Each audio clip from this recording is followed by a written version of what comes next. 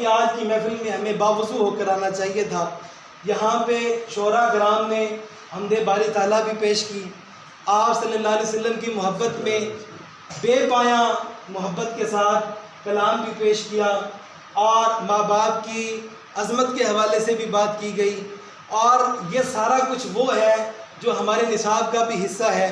ہمارے جتنے بھی مطلب ایجوکیشنسٹ لوگ ہیں انہوں نے وقت کی اہمیت کو اور ان ساری چیزوں کی ضرورت کو محسوس کرتے ہوئے اس کو نصاب کا حصہ بھی بنایا، اور یقیناً یہ ہمارا کل ایمان ہے۔ اور شعراء کرام نے جو یہاں پہ جوہر بکھیرے وہ یقیناً ایسی چیزیں ہیں جو ہمیں اپنی عملی زندگی کے اندر بھی ان چیزوں کو اگر ہم لے کر آئیں تو انشاءاللہ تعالی العزیز ہم اللہ اور اس کے رسول صلی اللہ علیہ وسلم کی رضا حاصل کر سکتے ہیں۔ اور یہ شعراء کرام ہی ہیں کہ ان کی زبان سے ایسے ایسے اللہ تعالیٰ چیزیں ظاہر ہو جاتی ہیں، پیش ہو جاتی ہیں جو پوری زندگی کا نصاب ہوتا ہے، جیسے کہ محمد سے وفا تو نے تو ہم تیرے ہیں، یہ جہاں چیز ہے کیا لوح و قلم تیرے ہیں۔ بالکل اسی طرح کے اشعار جو ہیں آج یہاں پر اس محفل میں بھی سننے کو ملے اور دل سے خوشی ہوئی، اور یقیناً ہمارا ایمان جو ہے وہ تازہ ہوا۔ ہم الحمدللہ مسلمان ہیں، ہماری حدود و قیود ہیں، ہمارے نبی صلی اللہ علیہ وسلم نے ہمیں ایک طرز زندگی گزارنے کا ایک باقاعدہ پورا ایک ہمیں یہ دیا ہے، نظام دیا ہے۔ اور آج کی جو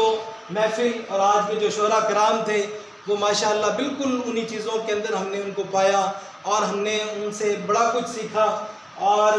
بڑی ہمیں دل سے خوشی ہوئی جی۔ باقی اگر جنوٹ کے حوالے سے بات کی جائے تو یہ ہم نے جو 2 سے 3 ماہ کے اندر اس چھوٹے سے قصبے کے اندر ہر لحاظ سے ایک زرخیزی پائی، اور باہر بیٹھ کر ہم سنا کرتے تھے اس کی فرٹیلٹی کے حوالے سے، کسی بھی حوالے سے جب ہم نے اس کو پایا، لیکن جب ہم ایجوکیشن کے حوالے سے آئے تو اس حوالے سے بھی ہم نے اس کو بہت فرٹائل پایا۔ تو الحمدللہ آج کی جو یہ باسعادت محفل ہے ہمیں بڑی دل سے خوشی ہوئی، اور آپ تمام آنے والے مہمانوں کا ہم دل سے شکریہ ادا کرتے ہیں، اور یہ جو انتظامیہ ہیں جنہوں نے یہاں پر انتظام کیا ان سے بھی ریکویسٹ کرتے ہیں کہ آئندہ جب کبھی بھی اس حوالے سے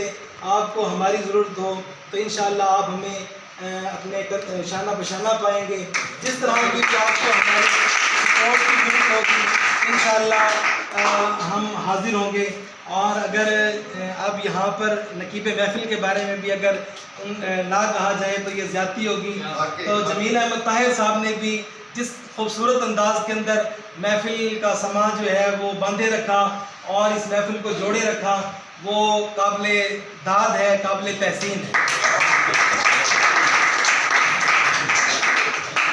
تو میں ایک بار پھر معزز مہمانان گرامی کا دل سے شکریہ ادا کرتا ہوں، بعض اوقات سامعین کا دل سے شکریہ ادا کرتا ہوں۔ آپ کا آنا ہمارے لیے، ہمارے ادارے کے لیے یقیناً باعث اعزاز ہے، باعث فخر ہے۔ بہت شکریہ جی۔